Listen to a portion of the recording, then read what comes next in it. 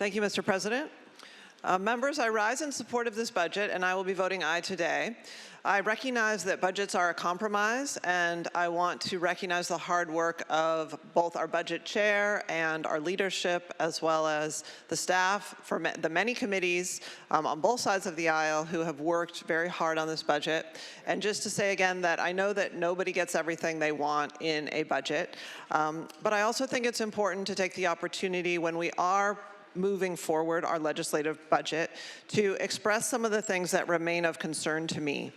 And one of those is that we have not adequately reduced the expenditures in the budget so that the critical programs that we fund are in line with our revenues.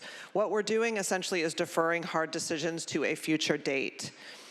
It's important to recognize that our legislative budget is increasing, even more than the governor proposed, our internal borrowing from the Special Fund for Economic Uncertainty. What we're doing is essentially moving even more money from our savings account into our checking account to cover our bills. And this is not a sustainable approach to balancing a budget. It's important to remember what the LAO admonished in May. And Mr. President, permission to read one sentence from the Legislative Analyst's Office? Without objection. Thank you. The LAO said, although we have not previously recommended the legislature take decisive action to address structural deficits, the state's persistent fiscal imbalance and the added downside risks, particularly from potential federal actions, suggests a need for a more proactive approach. This is a tempered warning, but we would be wise to heed the advice to take a more proactive approach. Stated more directly, we have to right-size our spending. All of us in this chamber adjust our spending in our own households to fit our income. When we make more money, we spend more money. When we make less money, we spend less money. And we have to do this as a state, and we all know that that requires hard choices. I fear and I warn that the budget proposal as it currently stands will require us to make deeper cuts in the future because of both internal structural deficits that we are not resolving today and because of clearly stated threats from the federal government. I'd like to highlight a few things that are important in the budget. I'm very grateful that we are asking for a more nuanced analysis of which vacant agency positions should be eliminated instead of a wholesale sweep of 6,000 positions. I'm grateful that we're lowering the amount of money being diverted from Prop 4 to backfill environmental priorities that are already in the budget. I support reauthorizing cap and trade and limiting CAL FIRE's costs assigned to the Greenhouse Gas Reduction Fund to just 2 years. I also want to address Proposition 36. It is the right thing to do for us to include funding for the implementation of Prop 36. The legislative budget has allocated $110 million for the implementation of this. Prop 36 passed with 68% of voters in support. And as you all likely recall, Prop 36 increases sentences on certain drug and theft crimes. The proposed funding for Prop 36 includes $30 million for trial courts to handle increased workload and $50 million for the Department of Healthcare Services to support behavioral health programs that are serving offenders. I spoke with the San Diego County Sheriff yesterday, and she expressed deep concerns that there is no additional funding directed to sheriff's departments.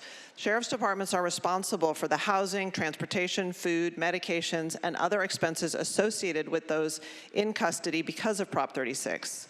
She said that San Diego County's daily census has gone up about 400 people a day, from 3,900 a day to 4,300 because of Prop 36. Most of these people are not in there on theft charges, they are in there on drug charges. So as a reminder, the people in custody have 2 prior convictions, and now with Prop 36, this is their 3rd charge. The threat of jail time is a key incentive to pursue rehab, but importantly, they are in jail. Since the law went into effect, it has cost the San Diego County Sheriff about $15 million more so far to manage about 1,600 additional people who have been arrested on Prop 36 charges. So her main message was not to forget about them. In final negotiations with the governor over the ultimate budget, I hope that the state sheriff's departments can be considered. It's very important that we do not break faith with the voters who supported Prop 36 in large numbers and expect the state of California to follow through and to implement it. The next item of import in our budget is a recognition of our years-long, seemingly endemic homelessness crisis and affordable housing crisis. I'm glad to see affordable housing funding for state tax credits and MHP funding. I'm grateful that there is at least a promise to fund $500 million of HAP, or Homeless Housing Assistance and Prevention funding. Many cities and mayors around the state are upset that for the first time in 8 years, these dollars may not be available. The jurisdictions we represent are counting on us to make this a priority. Without this funding, cities will not be able to focus on decreasing unsheltered street homelessness. There will be a loss in shelter beds, outreach scaled back, and projects in the pipeline failing to launch. Unsheltered street homelessness will certainly not improve with less financial assistance. I strongly support adequate funding tied to clear, timely accountability metrics. I want to ask that we collectively come together to identify a solution to finding HAP dollars and encampment resolution funds for the cities and counties that we all represent. Next, I'd like to address Medi-Cal. 1 year ago, we budgeted for Medi-Cal costs to be at $3.5 billion. The actual costs are triple what we expected, costing the state nearly $10 billion. This is objectively a massive, unexpected increase, and we need to have cost containment. The longer we go without it, the more the costs will continue to escalate. I want to recognize that the budget before us today does make some strategic changes, and we are proposing to reduce some benefits allowed through Medi-Cal. I also know that some of these changes are too much for some of my colleagues, and I appreciate and recognize the values that they are prioritizing when looking at the entire budget. But when I'm looking at the entire budget and all of the many important things that we fund, my perspective is that some changes in Medi-Cal are needed to create cost containment. The proposed legislative budget reinstates a reasonable asset limit, which means that someone can still qualify for Medi-Cal if they own their own home and they have money in the bank up to $130,000. We are eliminating coverage for some non-essential and expensive name brand drugs. For people who are undocumented or have other types of visas that are less than full citizenship, we are proposing a Medi-Cal enrollment freeze for any new enrollee who is older than age 19. This freeze doesn't start until 6 months from now. No one currently on Medi-Cal or who gets onto Medi-Cal would be disenrolled.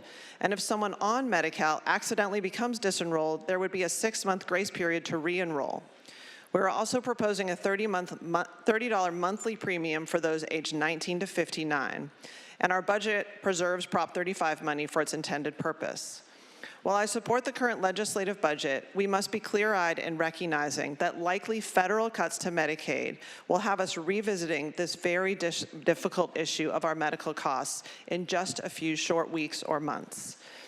It is clear to those who are watching the California budget, or who are watching California, that California is under assault from a lawless federal administration that is hell-bent on stripping our authority and slashing our funding in many different categories.